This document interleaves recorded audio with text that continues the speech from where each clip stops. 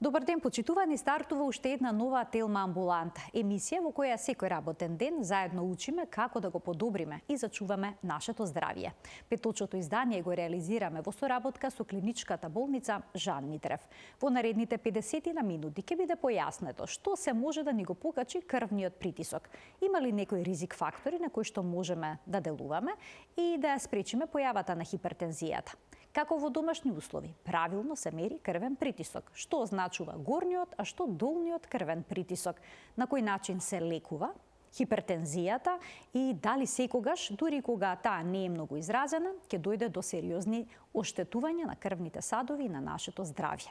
Сите овие прашања, секако и многу повеќе, ќе ги упатиме на денешната гостинка, доктор Јасмина Зафировска, интернист, тиреолог, диабетолог во клиничката болница Жан Митрев. Разговорот следува по рекламниот блок.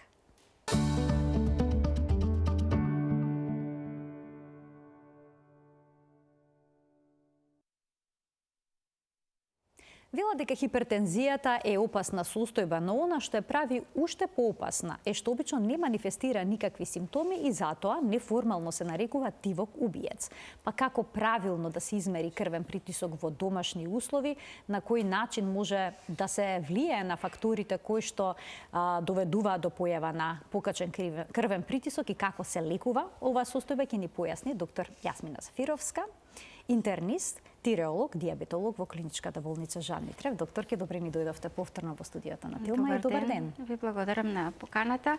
Поздрав до гледачите на вашата емисија. Кога се мери крвниот притисок, се отчитуваат две вредности: горен и долен крвен притисок. Па што тие означуваат? Јас сепак би почнала со една дефиниција на крвниот притисок. Што представува крвен притисок? Значи, ние стручно ја нарекуваме тензија. Затоа и викаме хипертензија, хипотензија. Значи, притисокот што го ствара крвта врз цидовите на крвните садови се вика крвен притисок. Имаме нормален крвен притисок и нормотензивни пациенти, висок крвен притисок и низок крвен притисок. На помош за да го измериме тој крвен притисок ни се апаратите кои што може да бидат различни, но може да биде живин апарат кои што се најстари и најмногу употребувани, некако најпрецизни. Потоа сфингоманометар може да биде и во поново време електронските апарати кои што го мерат крвниот притисок, уз тоа даваат и доста други параметри, го мерат и пулсот и така на пациентот. Многу му е олеснето мерењето на крвниот притисок во домашни услови. Секако многу е важно да се знае каков е притисокот во домашни услови, затоа што притисокот, како што кажавте и вие, представува еден тивок убиец. Спрема некои статистички податоци на Светската здравствена организација, викаат дека 2025 година ќе има 1,5 милиарда заболени од крвен притисок. Значи, тоа е една голема бројка, што значи дека сепак крвниот притисок како еден ризик фактор за појава на кардиоваскуларни заболувања и е лесно совладлив, да кажам, многу лесно може да се менаџира ако навреме се открие. Фармацевската индустрија ни дава на располагање голема палета на лекови за третман на крвниот притисок, кои што секоја година се јавуваат нови генерации, комбинации од 2 до 3 лека, така да имаме навистина голем избор за третман на хипертензијата. Споменавте дека крвниот притисок треба да се мери во домашни услови, па како да се направи тоа? Како правилно да се измери? Препораките гласат после 18-та година 2 пати годишно да се измери крвен притисок. Без разлика дали имаме покачен крвен притисок или не? Значи, после 18-та година секој би требало 2 пати во годината, во тек на 2 години да измери крвен притисок. Превентивно? Превентивно, да. Во домашни услови или тоа на лекар се прави? Во домашни услови, меѓутоа и скринингот за кардиоваскуларните заболувања опфаќа мерење на притисокот. Значи, една од задачите на општите лекари е да го мерат крвниот притисок кога ќе дојде пациентот во амбуланта. И така најчесто се открива покачениот крвен притисок, што стручно ние го нарекуваме хипертензија. Кога се работи за домашното мерење, Дали може се употреби каков било апарат? Дали е седно? Каков апарат за мерење на крвен притисок ќе земеме? Ако индивидуата за прв пат почнува да мери притисок, не знаејќи до тогаш дали има, чисто така да си провери сам за себе дали има крвен притисок, ако најде притисок над 140 со 90 во мерења последователни од 5 минути, тогаш може да побара помош од доктор, односно да појде на лекар, за да се види дали има покачен крвен притисок. Во домашни услови, значи, е многу едноставно да се измери крвниот притисок, со оглед на новите апарати, електронските апарати, кои што во голема мера го олеснуваат мерењето на притисокот. Постојат неколку правила за домашно правилно мерење на крвниот притисок. Потребно е пациентот, односно еве да кажеме индивидуата која што сака да измери крвен притисок, да биде најмалку 30 минути мирен после некоја физичка активност или после оброк. 30 минути после ако конзумирал цигара или кофеин, кока-кола или кафе. Исто така ако му се оди во тоалет, тоа прво да го заврши, па после да измери притисок. Пожелно е да биде раката која што се мери поставена на тврда подлога, значи под лактицата. Манжетата на апаратот се поставува во долната третина на надлактицата, поточно во тој дел. Не е многу важно на која рака, лева или десна. Притисокот обично треба да е исти на едната и на другата рака. 10 мм живен столб плюс или минус се толерира. Советувате да се измери притисокот и на левата и на десната рака? Некогаш, значи, често пати имаме болести кои што се одликуваат со промена на крвниот притисок. Може да бидат и вродени малформации, може да бидат и запушување на артеријата која што носи крв до раката. Тоа значи е потребно, меѓутоа не секогаш. Обично случајно се открива или пациентот осеќа дека едната рака му трпне, му помодрува, не растат ногти како на другата рака, тоа е прв сигнал дека нешто се случува со дотокот на крвта во тој екстремитет. Доктор, ќе важи ли тука правилото 3 мерења во време од 3 минути? Правилното мерење е 2 мерења во рок од 5 минути. Значи ова е веќе претерување. Да, 3 минути е многу, 3 минути, да, така. сепак е многу брзо и потребно е барем 5 минути да се стабилизира и пациентот и апаратот. Се зема средната вредност од тие 2 мерења. Во кој дел од денот е најдобро да се измери крвниот притисок? Постојат различни препораки, меѓутоа на што е правилно, најдобро е наутро. Зборуваме за пациенти кои што не се под терапија. Значи, наутро, кога ќе станат од прилика 30 минути после оброкот.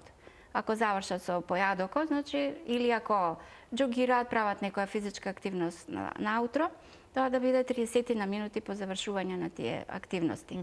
И навечер, обично 2 часа после вечерата или 30 минути пред легнувањето. Зборуваме за здрави индивидуи кои што немаат потреба од терапија, кои што до тогаш не конзумирале никакви лекови. Тие се некои 2 вредности кои што ни се релевантни. Инаку претеруваат некогаш повозрастните пациенти во мерењата на крвниот притисок. Некогаш и повеќе од 10 пати на ден знаат да се измерат притисок. Да, и посетите во амбулантите на матичните лекари да се контролира притисокот, исто така е претерано некогаш. Значи да не се претерува, тоа е советот? Советот е спрема гајдлайнсите и она што е правилно, кај здрави индивидуи кои што немаат ризик фактори, да се прави скрининг за превенција од кардиоваскуларни заболувања, меѓу кои што спаѓа и мерењето на крвниот притисок, барем еднаш годишно. Кај помлади до 30 години може да се толерира и на 2 години да се измери еднаш или 2 пати крвниот притисок. Доктор, ќе може ли да се случи пациентот да дојде во амбуланта и таму да му се измери покачен крвен притисок, а тој реално да нема проблем со хипертензија? Може ли лажно позитивен наод да се добие во амбуланта? Тука треба да кажеме и за видовите на хипертензија. Значи, ако притисокот е нормален, да кажеме и референтните вредности до кои се толерира вредноста на крвниот притисок, над која што би рекле дека е веќе хипертензија.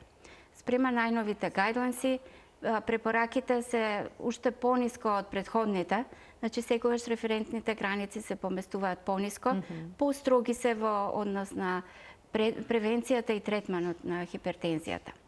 Значи за нормален крвен притисок го сметаат притисокот до 120 со 80. Над 120. Дори возрастни лица? Над 80, да речеме над 70, над 80 години треба да имаат што беше идеален крвен притисок, нормален? Да, тоа е потребно да се запази.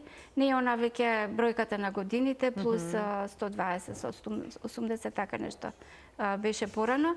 Меѓутоа тоа правило не е важно затоа што пациентите, посебно повозрастните, имаат и доста други коморбидитети, проблеми со диабет, окрутнување на крвните садови, затоа е потребно да се заштитат бубрезите, очите, крвните садови на срцето и мозокот, да се одржуваат овие граници. Не постои толеранција во однос на возраста, значи не е во рете ако 150.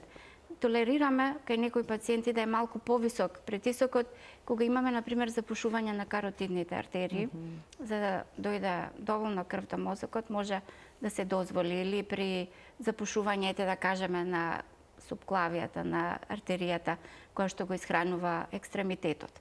Тука можеме да толерираме, значи, али сепак се прави една комплетна анализа на пациентот, додека кај пациентите кои што имаат диабет, тие вредности се уште поригорозни. Значи, високо нормален го сметаат од 120 до 129 со 89, тоа е веќе високо нормален, од 130 до 140, 139 со 90 го рачунаат како прв степен на хипертензија, над 140 со 90 до 150 со 100 е веќе покачен крвен притисок или втор степен на хипертензија. Притисокот кој што е над 160, 180, веќе го сметаме за хипертензивна криза и обично го среќаваме понекогаш кај пациенти кои што не знаат дека имале крвен притисок или неправилно ги земале лековите во амбуланта, тогаш се препорачува и болнички третман на овие пациенти. Но може ли да се случи пациентот да нема покачен крвен притисок, а кај него да измерите некоја ваква вредност, 180 со 110 да речеме? Значи пак ќе се навратам на трите вида на хипертензија, тоа е есенцијалната или најчестата хипертензија, за која што не постои една причина, него се повеќе причини. А стравот од билиот мантил? И тоа е еден посебен вид на хипертензија, која што се вика фобија од бел мантил или хипертензија, која што се јава во посетата, при посета во амбулантите. А како проценувате дали е всушност страв од бел мантил во прашање или е реална вистинска хипертензија? Обично пациентот во разговорот ќе каже: докторка, ја немам ваков притисок дома, мене ми е нормален притисокот, али еве кога доаѓам во амбуланта ми е висок.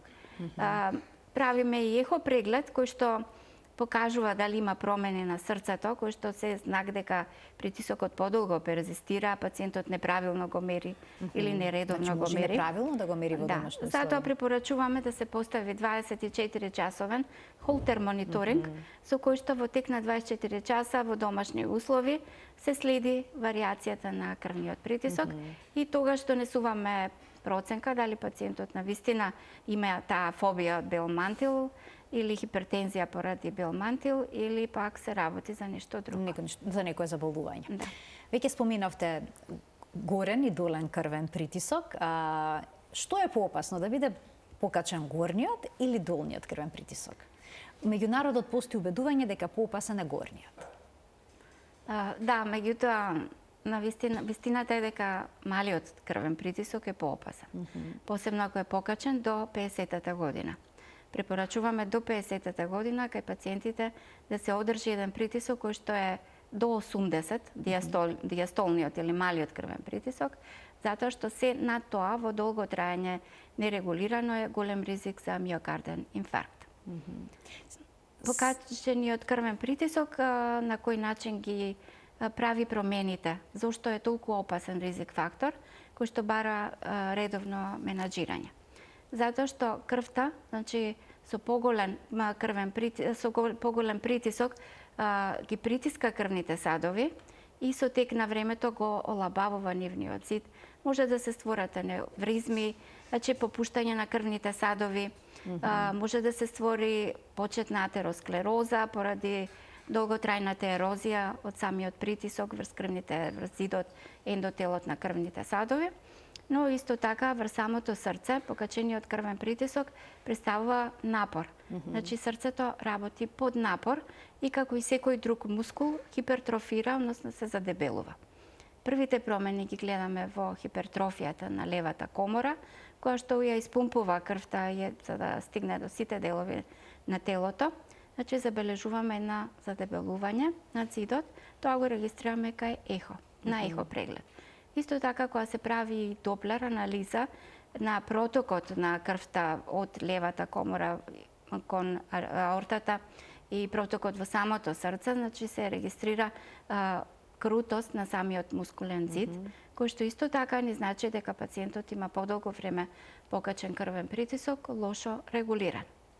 Така, докторке, какава треба да биде разликата помеѓу долниот и горниот крвен притисок и дали тоа може да направи некаков проблем доколку има отстапки, да речеме, доколку се блиски или пак има големо растојание помеѓу нив?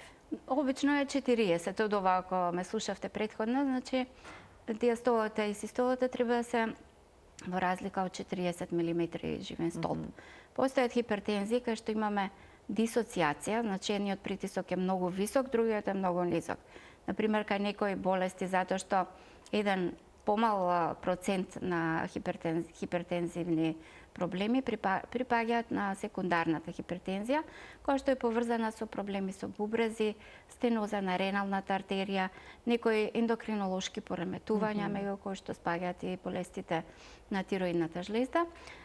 Така да во тие некои случаи наоѓаме дисоциација на крвниот притисок. Наоѓаме многу висок горен притисок или систола и нормален или низок диастолен притисок. Кај помлади луѓе оваа состојба не е многу загрижувачка, затоа што се работи за една стеноза, односно стегање на крвните садови, кои што даваат поголем отпор. Може да е причината хормони, стрес, цигари, значи обично такви промени наоѓаме. Доколку некогаш знаат луѓето да кажат лошо ми се споја крвните притисоци, таа состојба може да доведе до колапс, до губење на свест и слично? Да, спојувањето, зближувањето на двата крвни притисоци не е добар знак. Значи дека притисокот во левата комора на срцето се изедначува со притисокот во крвните садови, што не е добро. Значи или се случува миокарден инфаркт, кога попушта срцето. Имаме и такви случаи кога при масивни крварења од некој орган, исто така може да се јави една хипотензија, затоа што волуменот на крвта во циркулаторното корито е намален. Значи оваа состојба си бара да биде проследена од страна на доктор и не треба да остане само на муабет. Имам проблем, понекогаш ми се спојуваат притисоците. Ако се и двата ниски притисоци, значи ако имаме 90 со 60, например, не е тоа некој голем проблем. Може дехидратација на пациентот, недоволна физичка активност, повеќе седантарен начин на живот, значи кога не вклучуваат движења, така да и притисокот паѓа. Да, паѓа. Али кога едниот притисок, например, диастолата, што треба да е во нормални граници и систолата се сближени, посебно систоличниот крвен притисок, се намалува и се приближува кон диастолниот, тогаш е знак дека со срцето се случува некој проблем. Нешто се случува со кардиоваскуларното здравје, конкретно со срцето. Сега, многу често, лицата со покачен крвен притисок немаат никакви симптоми. Зошто е тоа така? Еве, кажувате ќе дојдат на лекар и сосема случајно ќе утврдите дека имаат висок крвен притисок. Така. Многу пациенти се навикнуваат да ги толерираат симптомите. Значи се работи за навик? За навика, затоа што симптомите кои што се јават кај хипертензијата не се типични. Може да бидат сигнал и од други органи. Например, главоболка, замотен вид, вртоглавица може да се јави, срцебиење. Тоа значи не е само симптом за покачен крвен притисок, туку може да биде симптоми на разни други болести. Обично спондилоза или болка некоја друга од друга природа ја толкуваат како причина за главоболките и не знаејќи дека имаат покачен крвен притисок. Одат по ортопеди, по невролози, таму се лекува без никој да му текне да измери крвен притисок. Затоа се препорачува скрининг, она што го спомнав, во сите возрастни групи, почнувајќи од 18-та година, посебно да се обрне внимание кај пациентите кои што имаат ризик фактори во семејството, значи хипертензија кај еден или двајца од блиските родители, потоа значи кај пациенти кои што имаат диабет, метаболен синдром, вишок на килажа, кај пациенти кои што имаат стрес во секојдневниот живот, пушачи посебно се исто така ние ги таргет група. издвоивме, докторке, сите тие работи, значи што се може да ни го качи притисокот, нели знаеме да кажеме ми рипна притисокот, ти ме изнервира и ми го качи притисокот. На нашиот список еве што издвоивме. Тоа е солта, физичката неактивност, дебелината, прекомерниот внес на алкохол, стресот и недоволниот сон, пушењето. Ке започнеме со внесот на сол. Колкава е препорачливата доза во текот на денот за сол кај здрави лица, а претпоставувам дека е поинаква кај оние кои што веќе имаат проблем со хипертензија? Така. Значи сите овие фактори, ризик фактори што ги набројавте, се ризик фактори за кардиоваскуларни заболувања. Покрај за покачениот крвен притисок, кој што исто така е сам по себе ризик фактор за појава на мозочен удар, миокарден инфаркт и други заболувања како што се пубрежна слабост. Ме имале многу пациенти кои што доаѓаат на диализа поради долго покачен нерегулиран крвен притисок, срцева слабост исто така кај пациенти кои што не го третираат крвниот притисок. Втората фаза од задебелувањето е проширување на срцевиот мускул. Зачудувачки е колку пациентите не можат да го стават крвниот притисок под контрола, ете поради тие причини, поради тоа што касно го откриваат. Во моменти кога ќе се открие, веќе е настанат некој проблем од страна на органите. Можеме со голема количина сол кој што внесуваме во исхраната да си го качиме сериозно крвниот притисок? Соленото на кој начин го солта задржува течност во ткивата и на тој начин го покачува волуменот на крвта, на циркулаторната течност и го зголемува крвниот аутпут, односно испомпувањето на срцето количински е поголемо.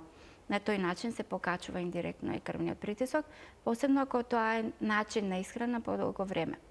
Кај пациентите со срцева слабост дневната доза е 2 грама, значи тоа е на врвот на лажичката, а кои повозрастните кои што немаат никаков проблем, до 10 грама сол би било нормална, али распоредено во неколку оброци. Не е убаво да се засоли, да се зачини јадењето, значи тоа не е здраво за никого, особено за повозрастните. Само да ги поканим и гледачите да се вклучат во денешната Телма амбуланта. Од овој момент, почитувани, емисијата е контактна. Ние сега ќе ги разгледаме и останатите ризик фактори кои што може да доведат до покачување на крвниот притисок и ова се секако фактори на кои што можеме да влијаеме. Физичка неактивност. Зошто е лошо лежењето и седењето по дома?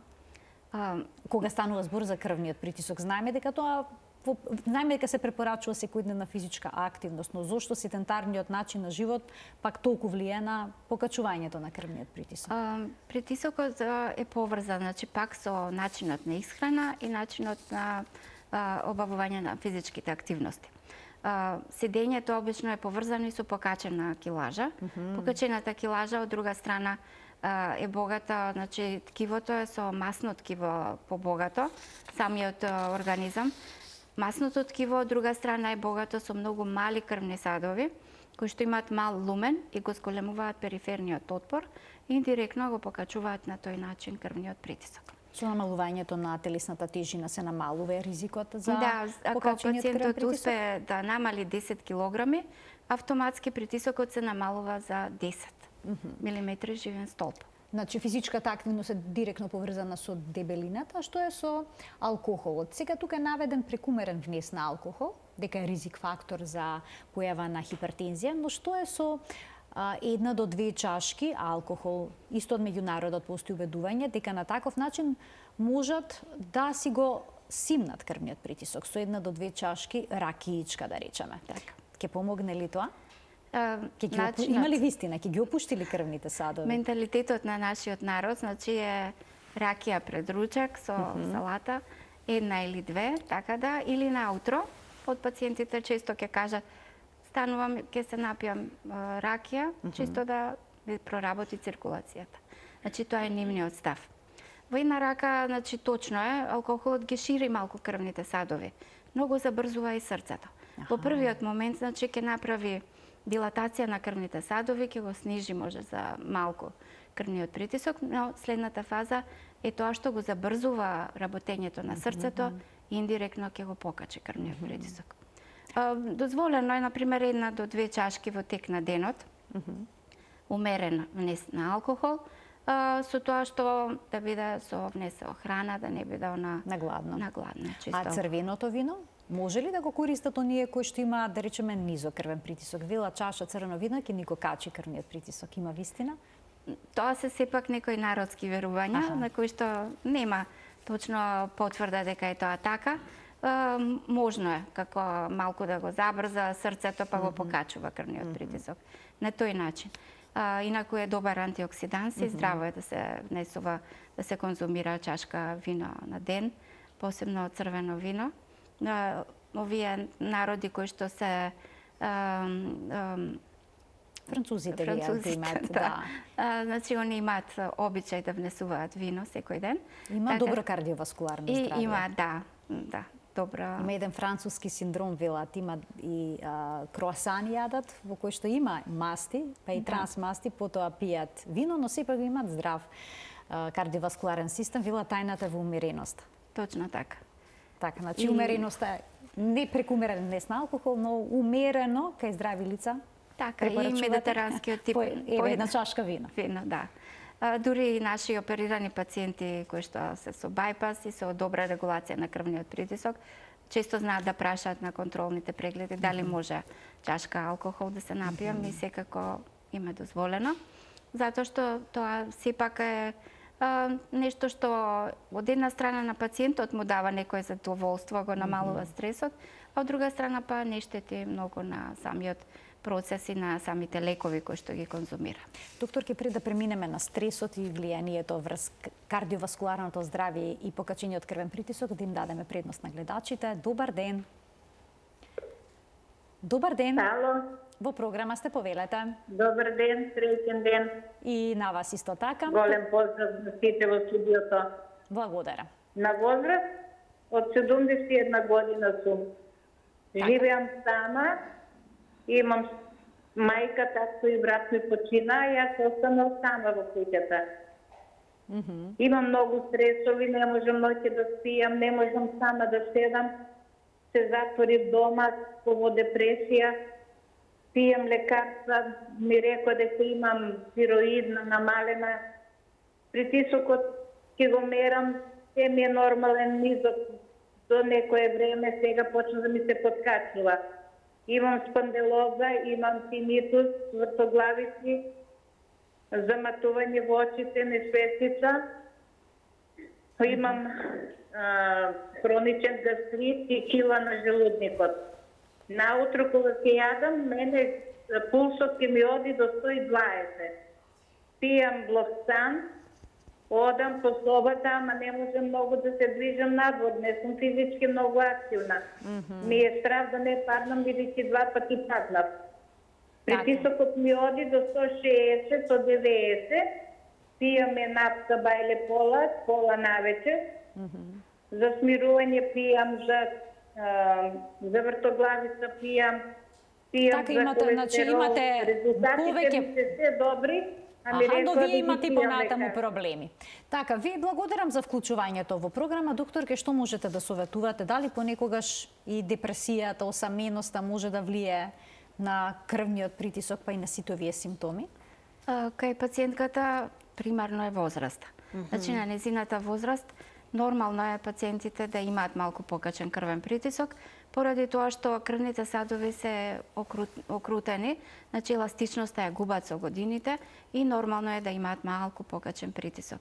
Затоа треба да се обрне внимание кај пациенти во таа возрастна група, кои што имаат и диабет, други ендокринолошки заболувања, спомнана има и тироидна жлезда, во подобра регулација на крвниот притисок. Она што го спомна околу зуење на ушите или тинитус, појава на вртоглавици, нестабилност па и паѓање, може да се поврзи со моментално покачување на крвниот притисок или пак со стеснување на каротидните крвни садови на вратот. Треба секако да посети доктор, да се направи еден подетален преглед и да можеме да одредиме таа терапија е НАП 2 пати по пола, дали е од 5, дали е од 10, може треба малку да се накачи, да се постигне подобра регулација на крвниот притисок. Така да малку мислам дека е потребно повеќе лекарска грижа кај пациентката, да и се даде добра терапија со цел и диагностика, со цел да биде подобра. Така си го подобри квалитетот на живот. Ќе вклучиме уште еден гледач. Добар ден. Добар ден. Во програма сте, повелете. Вака на телефон гледачка на возраст од 51 година. Така? Лани пред една година почна ми се покачува крвниот притисок, приметив дека тоа се случува на нагли промени на времето, пролет, есен. Инаку имам хипотироидна Така, во намалена функција на тироидната жлезда. Да, намалена функција на тироидна жлезда. Направивме ехо, срцето, комора пред комора е се добро. Меѓутоа, притисокот, пијам Лоресто ми даде од 50 милиграми. Меѓутоа, во последно време осеќам дека кога ќе се заморам, притисокот знае да отиде 110 до 160. Кога сум поодморна, се осеќам подобро. Меѓутоа, кога се заморувам, притисокот знае да се качи. Во пред 5-6 дена ми се случи вртоглавица, за малку ќе падне. Што би ми... Така, каков совет би добиле во однос на вашата состојба, што би можела се направи? Ви благодарам што се вклучивте во денешната телма амбуланта. Пријатно, повелете, докторке. Пациентката е во средна возраст, која што може би е во менопауза. Жените до менопаузата сме заштитени со нашите женски хормони, меѓутоа во менопаузата кога влегуваме, процентот на пациентки кои што имаат кардиоваскуларни болести, меѓу кои што и ризикот со покачен крвен притисок е многу поголем од машката популација. Пациентката, она е посебно типично што го спомна, дека при напор и се покачува крвниот притисок. Значи, тоа е доста еден сигнификантен симптом кој што бара до исследување. Веројатно се работи за некој проблем со артериите на крвните садови во самото срце, односно коронарните крвни садови, затоа што коронарната резерва е она што овозможува нормализирање или регулација на крвниот притисок при физички напор. Наглите скокови, појавата на замор при физичкиот напор е сигнал дека со коронарните садови на самото срце се случува некој проблем. 110, посебно тој малиот притисок е посебно сигнификантен. Лористата не е доволна за терапијата што она ја зема и има сега многу добри нови лекови кои што се составени од комбинации од неколку групи, така да треба прво да се постигне добра регулација на крвниот притисок и потоа да се направи еден стрес тест, да се види дали при напор самото срце како реагира, дали се покачува притисокот, дали се појавуваат некои промени и така. Значи, промена на терапијата советувате и потоа стрес тест. Регулација на крвниот притисок и потоа стрес тест. Накратко само да ги догледаме ризик факторите кои што може да го покачат крвниот притисок. Тука е стресот и недоволниот сон. Сите живееме во стресно време. Да. Што е со хормоните на стрес кои што се излачуваат од надбубрежната жлезда? Дали тие може да не доведат до покачување на крвниот притисок? Втората група се значи тие хипертензијата која што е секундарна, поврзана е со болест или проблем од некој друг орган. Значи може да е проблем со бубрези, надбубрежна жлезда, може да се тумори на надбубрежната жлезда, феохромоцитоми, причина за нагли скокови на притисокот и пулсот. Значи често пати, али сепак тоа ни бара една детална анамнеза кај пациентот, значи да се распраша околу сите поединости, на кој начин, кога се јавува притисокот, дали срцето се јавува, срцебиење, затоа што во тие случаи притисокот може да се качи нагло и до 200 со покачување на пулсот и треба да се одреди точната причина. А доколку се изнервираме, докторке, Може ли така нагло да рипне притисокот до 180-200, да речеме, да дојде горниот притисок? Да, може да скокне ради тоа што се јавува при стрес една голема адреналинска излачување на голема количина на адреналин. Срцето започнува брзо да чука, крвните садови се стеснуваат и на тој начин се покачува крвниот притисок. Кај здрави индивидуи, притисокот за кратко време по поминувањето на стресот се нормализира. Не мора да значи дека е тоа некоја караница, може да биде стрес при возење, например, во денешниот сообраќај. Навистина е стресно да се вози. Често пати, значи, знаат такви ситуации да се јават, меѓутоа за кратко време се смирува, се нормализира. Проблем е кај индивидуи кои што имаат неоткриена хипертензија и кај пациенти кои што не им е добро регулиран притисокот. Посебно кај повозрастни, во такви стресни ситуации може да доживеат инфаркт, мозочен удар или некој посериозен проблем, влегување во аритмија, атриална фибрилација поради наглото покачување на крвниот притисок и неможноста на срцето да ги следи тие промени. Кога кај некој пациент ќе поставите дијагноза покачен крвен притисок, дали најнапред се влие на овие фактори на промена на животниот стил, па потоа се дава терапија или пак овие две работи одат рака под рака? Најмногу целата медицина и сите препораки во денешно време се насочени на превентивата.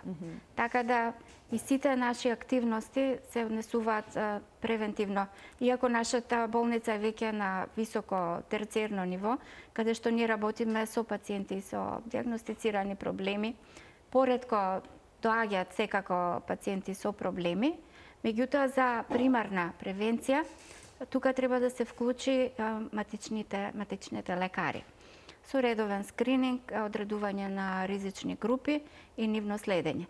Со превенција, со почетна превенција кај пациенти кои што имаат диабет во анамнеза, покачени липиди, например, покачена килажа, покачен стрес, со менаџирање првично на тие ризик фактори, може да се постигне и регулација на другите посериозни заболувања, меѓу кои што е хипертензијата. Повеќе би се дало значење на превентивата и на ниво на здравство, мислам глобално зборувам, да се обрне внимание кон начинот на исхрана, значи да се прават некои такви пропагандни, да кажам, кампањи во кои што ќе се обрне внимание на некоја група диабетичари, млади, кои што имаат ризик фактори со цел да има возможност некој бесплатен скрининг, тоа сега како идеја ми дојде, да не се дојде до влегување на поголеми здравствени проблеми, кои што од своја страна бараат и редовна терапија. Пациентите обично не сакаат да пијат лекови. Кога ќе им кажеме дека треба да пијат наутро, на пладне и вечер, онака се збунети. Особено ако немаат симптоми. Да, за хипертензија. Тогаш и не ја сваќаат сериозна болест. Може би ја сваќаат, меѓутоа не ги сакаат лековите и сакаат обично еден лек кој што ќе им го покрие целиот ден притисокот. Затоа и се пронајдени, се измислени такви лекови, во која комбинација има, например, 3 групи или 4 групи на лекови, со една таблетка се постигнува, посебно за тоа што стресно е кога пациентот мора во 8 часот да го испие лекот, па навечер во 8 и така да води една евиденција која што навистина му го нарушува редовниот ритам на живот. Имаме гледачи. Им дадеме предност. Добар ден. Добар ден. Повелете.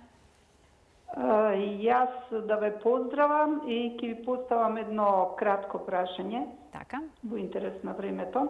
Повелете. И директно. Постојат лекови за притисок кои што се комбинирани, спомна докторката. Например, периндоприл со индопамид. Едниот е за притисок, другиот е за измокрување, нели, за диуреза. Може ли да ми каже докторката колку се исфрлува калиум и колку дневно треба да се внесува калиум при такво исфрлување на нормално зависно од колку е колку милиграми е тоа. Мислам... Така, дали треба да се внимава на калиумот во овие лекови каде што има комбинација? И колку треба дневно да се внесува калиум и дневната потреба од калиум. Така, ви благодарам за ова прашање, повелете докторке. Конкретно за овој лек што го спомна пациентката, копренеса или комбинацијата со перендоприл со ендепамид, обично е во мали дози ендепамидот, кој што не предизвикува сериозно нарушување на нивото на калиум во крвта, односно не предизвикува некоја сериозна диуреза. Проблем е кај лекови кои што се диуретици, ги даваме кај срцева слабост, кои што го нарушуваат нивото на електролитите во крвта, како например спиронолактонот, фуросемидот, едемидот. Значи тие лекови се диуретици кои што посебно кај тие пациенти кои што имаат срцева слабост треба да се следи нивото на калиум во крвта. Обично даваме некој баланс меѓу кај внесот на два диуретика, од кои што едниот го чува калиумот, другиот го троши калиумот, например, фуросемидот го троши калиумот од крвта, додека спиронолактонот го чува. И на тој начин треба да се следи редовно, например, кај пациенти кои што имаат и бубрежна слабост и диабет, треба да се следи нивото на калиум во крвта. Обично препорачуваме кај некои пациенти ако има потреба внес на калиум, меѓутоа сепак тоа е во строго одредени дози. Инаку ние калиум добиваме доволно преку редовната исхрана, секојдневното внес на сол, на исхраната. И бананата вела дека има. И бананата има, патлиџанот, портокалот. Значи добиваме кога се храниме нормално доволно калиум, така да нема потреба за додатно внесување, посебно кај овој лек кој што го спомна пациентот. Како комбинација каде што има два лека. Освен ако нема бубрежна слабост, диабет, каде што тука сепак треба да се обрати внимание на електролитниот баланс. Меѓутоа ендепамидот е тој лек кој што не предизвикува нарушување на електролитната рамнотежа. Уште еден гледач ке вклучиме. Добар ден. Јас се докторката. Повелете. Ало, може би докторка до сега да ја прашам сад? Така, секако во програма сте. Го очекуваме прашањето. Може да ја прашам докторка за сега јас? Да, секако. Ајде, повелете. Може? Да. Јас се јавувам. Слушате ли? Да, све слушаме одлично. Јас се јавувам, имав поградено тент. И сега, слушате ли ме? Да, ве слушаме и ве имате вградено стен, само ќе вам молам побрзо поставите го прашањето во интерес на времето. Види, имам вградено стен ја. И сега, имам би побрзен тесак на бобрезите, ама сега добив, вртоглавица добив, и сега, од што тој може да биде, и сега, пред тоа, бабата ми беше ден добра и ми почина бабата сега, тега 40 дена да речем, и нешто испали, и сега, од напати добивам вртоглавица вака. Уедна до тоа, дори паднав на 2-3 пати. Бев на лекар, препиша ми докторката моја, ја од деня се јавам таму, доктор Милчо кај работи. Така, ви припиша некаква терапија? Пијам, малку имам, одноама нешто друго што да алкохол не пијам, такви работи не пијам ништо. Така, но и понатаму не се чувствувате добро, имате вртоглавици, примете сочувство, навистина ми е жал. Се надевам дека ќе бидете подобар со здравјето. Сега докторката ќе ви даде неколку совети и препораки во однос со вашата состојба. Ви благодарам за вклучувањето. Повелете, докторки. Сочувство е и од мене до пациентот. Веројатно е самата стресна состојба причина за целава ситуација во која што е сега. Пациентот губи токот на свест, во неколку наврати може да се јавила аритмија, поверојатно ми е дека се јавила некој ирегуларност во срцевиот ритам, која што може да предизвика и губиток на свест. Треба секако да си појде на лекар, детално да се испита. Ваков проблем како кај него, пошто има и вградени стентови, потребно е на повисоко ниво да се проследи, значи кардиолог, интернист би требало тоа да го види, да се стави холтер и да се види дали регулацијата на притисокот е добра. Со оглед на стресот може би почнало и да се покачува малку нивото на притисокот во крв, на самиот притисок. Докторке, дали диазепамот кој што се пие многу често кај нас е терапија за хипертензија?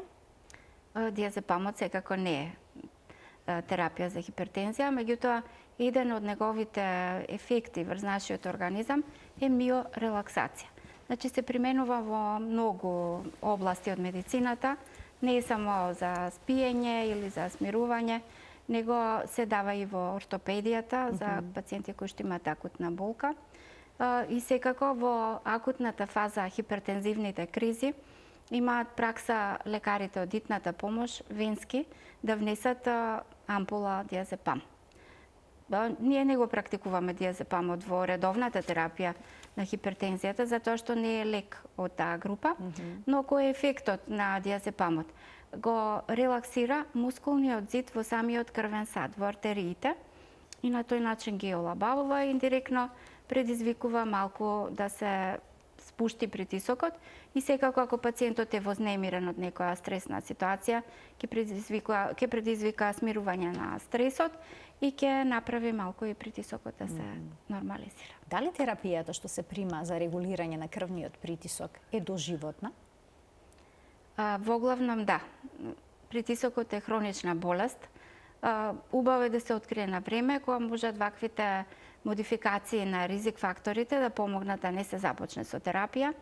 Многу ретко пациентите, ако направат некои радикални промени кај себе, во смисла да ја намалат килажата, да го сменат начинот на живот и исхрана, може да се исклучи терапијата. Али тоа е пак кај помлади луѓе кои што немаат други ризик фактори.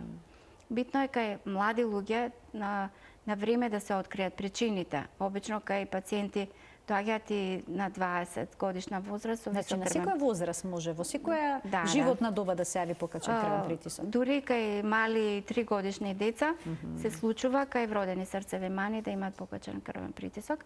Затоа убаво е кај помладите луѓе да се открие причината. Кажуваме дека 70% е таа недефинирана сублиматот голем ризик фактори, меѓу кои што е најважен ризик факторот генетиката. Меѓутоа, кај помладите луѓе треба да се обрне внимание на секундарната хипертензија, која што може да е резултат на некое пореметување на хормоните, на стеноза на реналната артерија и други некои причини кои што можат кај помлада возраст да доведат до покачен крвен притисок. Доктор, ќе ви благодарам многу за вашето денешно гостување, за убавите појаснувања што ни ги дадовте и се поврзани со покачениот крвен притисок. Тивкиот убиец, што велате? Така, ви благодарам за поканата, ми беше задоволство. Почитувани доктор Јасмина Зафировска, интернист, диабетолог, тиреолог, во клиничката болница Жан Митрев, беше денешна гостинка во Телма Амбулант. Ова беше уште една емисија реализирана во соработка со клиничката болница Жан Митрев. Ви благодарам за вниманието со кое што не следевте. Имајте пријатен ден.